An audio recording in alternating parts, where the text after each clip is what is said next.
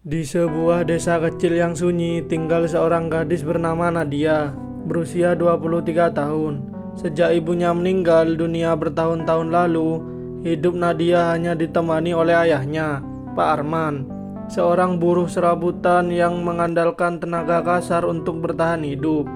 Pagi mengangkut pasir, siang memperbaiki genteng bocor, malam terkadang masih menerima panggilan kerja demi beberapa lembar uang tambahan. Pak Arman bukan ayah yang pandai berbicara manis. Ia jarang memeluk, jarang memuji, tapi setiap tetes keringatnya adalah bentuk cinta yang tak pernah diucapkan. Sayangnya cinta itu tak lagi terlihat di mata Nadia. Seiring berjalannya waktu, Nadia berubah. Media sosial menjadi cermin yang selalu membuatnya merasa kurang. Ia melihat teman-temannya memamerkan ponsel terbaru, pakaian mahal, dan gaya hidup kota. Setiap layar yang ia geser, semakin besar rasa iri dan malu yang ia pendam. Baginya, hidup bersama ayah miskin adalah aib. Suatu sore, Nadia pulang dengan wajah masam. Ia menatap ponselnya yang layarnya mulai retak, lalu melempar tasnya ke lantai. "Pak, Nadia mau HP baru, yang kameranya bagus. Semua teman Nadia sudah punya," ucapnya kutus. Pak Arman terdiam.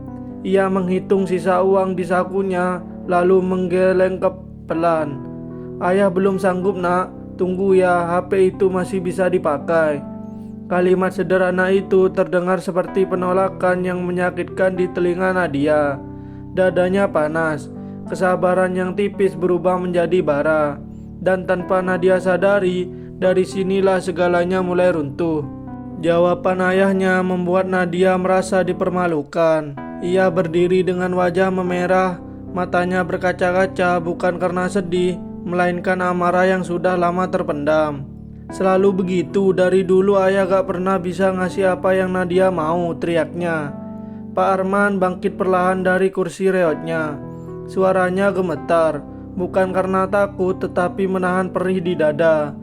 "Ayah sudah berusaha, nak. Ayah cuma manusia biasa." Namun kata-kata itu justru menyulut api yang lebih besar. Nadia merasa ayahnya hanya mencari alasan.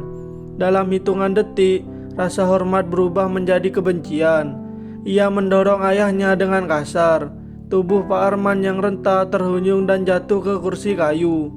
Tetangga yang mendengar keributan mulai mendekat, tapi semua terjadi begitu cepat. Nadia memukul ayahnya, sekali, dua kali, hingga berkali-kali. "Kenapa ayah miskin? Kenapa hidup Nadia harus susah?" teriaknya sambil menangis histeris. Pak Arman tak melawan. Ia hanya melindungi kepalanya dengan tangan gemetar, menahan pukulan dari anak yang ia besarkan dengan penuh pengorbanan. Tangisan bercampur teriakan memenuhi rumah kecil itu. Tetangga akhirnya menarik Nadia menjauh. Pak Arman terjatuh lemas ke lantai, nafasnya tersengal, wajahnya penuh luka. Namun yang paling hancur malam itu bukan tubuh Pak Arman, melainkan hati seorang ayah yang dipukul oleh anaknya sendiri. Dan Nadia dengan amarah yang masih menyala pergi meninggalkan rumah, tanpa tahu bahwa ia akan menjadi penyesalan terbesar dalam hidupnya. Pagi itu Nadia terbangun dengan kepala berat dan hati masih dipenuhi amarah. Ia belum berniat pulang, hingga sebuah panggilan tak dikenal masuk ke ponselnya. Suara di seberang terdengar tegang dan terburu-buru. "Nadia, ini dari rumah sakit. Ayah kamu dilarikan ke IGD semalam. Kondisinya kritis." Ponsel itu terlepas dari genggamannya. Dunia seakan berhenti berputar. Dengan tubuh gemetar, Nadia berlari menuju rumah sakit. Nafasnya tersengal, pikirannya kosong. Saat ia tiba, Pak Arman terbaring lemah di atas ranjang putih. Wajahnya pucat, kepalanya diperban, nafasnya dibantu alat medis. Nadia mendekatkan perlahan, kakinya seolah tak sanggup menopang rasa bersalah yang mulai menekan dadanya. "Pak, bangun Pak, Nadia di sini," bisiknya sambil menangis. Namun ayahnya tak menjawab. 2 jam kemudian dokter keluar dengan wajah berat. Kalimat yang diucapkan dokter itu menghancurkan seluruh dunia Nadia. "Ayah Anda meninggal dunia." Jeritan Nadia memenuhi lorong rumah sakit. Ia memeluk tubuh ayahnya yang sudah dingin, menyesal, menjerit, memohon maaf, namun semuanya terlambat. Saat membersihkan barang-barang ayahnya, seorang perawat menyerahkan amplop lusuh yang ditemukan di saku celana Pak Arman. Di dalamnya ada sejumlah uang dan secari kertas bertuliskan tangan gemetar. Untuk Nadia, ayah sedang menabung.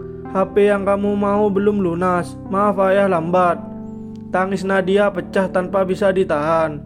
HP yang ia inginkan ternyata dibeli dengan nyawa ayahnya. Hari-hari setelah pemakaman terasa seperti neraka sunyi bagi Nadia. Rumah kecil yang dulu ia anggap memalukan kini terasa terlalu sepi. Tak ada suara ayahnya menyalakan radio pagi-pagi. Tak ada lagi piring yang sudah tersaji di meja. Nadia hidup dalam bayang-bayang rasa bersalah. Setiap malam ia terbangun dengan mimpi yang sama. Ayahnya terjatuh, ayahnya memanggil namanya, ayahnya menatap dengan mata penuh luka. Ia mencoba melarikan diri ke kota, berharap waktu bisa menghapus rasa bersalah. Namun hidup justru semakin keras.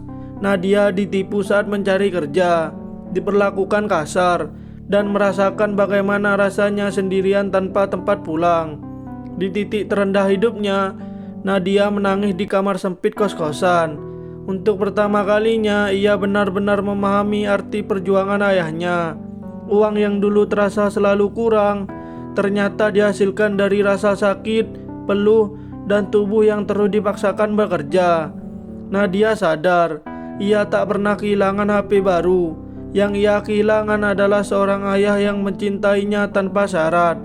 Ia pulang ke desa dengan langkah berat. Di depan makam ayahnya, Nadia berlutut. Air matanya jatuh membasahi tanah. Pak, Nadia bodoh, maafkan Nadia. Seandainya waktu bisa diulang, namun waktu tak pernah kembali. Sejak hari itu, Nadia berjanji pada dirinya sendiri. Penyesalan ini tak boleh sia-sia. Ia harus berubah agar dosa masa lalunya menjadi pelajaran bukan kutukan. Waktu berjalan, namun rasa bersalah itu tidak pernah benar-benar pergi dari hati Nadia. Ia belajar hidup dengan luka yang ia ciptakan sendiri.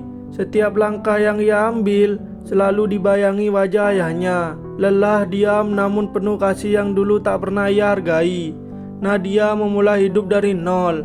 Ia bekerja apa saja yang halal, tanpa memilih-milih. Menjadi pelayan warung, mencuci piring, hingga membersihkan toko. Tangannya yang dulu mudah menunjuk dan menuntut, kini terbiasa menahan perih dan letih. Disitulah Nadia mulai mengerti betapa beratnya kehidupan yang dulu dijalani ayahnya seorang diri. Setiap kali menerima gaji, Nadia selalu teringat amplop lusuh milik ayahnya. Ia pun meniru kebiasaan itu, menyisihkan sebagian penghasilannya, bukan untuk membeli barang mewah, melainkan untuk membantu orang lain. Ia memberi makan anak yatim, membantu tetangga sakit, dan menyumbang diam-diam ke masjid desa. Bukan untuk dipuji, tapi sebagai cara menenangkan hatinya yang penuh penyesalan. Berapa bulan kemudian, Nadia membuka usaha kecil di kampung halamannya. Usaha itu tak besar, tapi cukup membuatnya hidup mandiri tanpa tergantung pada siapapun. Setiap pagi sebelum membuka toko, Nadia selalu menunduk sejenak, mengirim doa untuk ayahnya. Di depan makam Pak Arman, Nadia berbisik lirih, "Pak, HP itu tidak pernah Nadia beli, tapi dari pelajaran ayah, Nadia belajar jadi manusia." Kini Nadia sering berbagi kisah hidupnya kepada anak-anak muda. Ia memperingatkan mereka tentang bahaya gengsi dan kemarahan. Ia tahu kesalahan terbesarnya tak bisa dihapus. Namun ia percaya perubahan adalah satu-satunya cara agar penyesalan tidak menjadi sia-sia. Karena pada akhirnya orang tua mungkin tak selalu bisa memberi apa yang kita mau, tetapi merekalah yang selalu memberi segalanya yang mereka punya. Terima kasih yang sudah menonton. Semoga yang saya sampaikan bermanfaat dan menambah wawasan bagi kalian semua. Jangan lupa like, komen, share, dan subscribe. Peace out.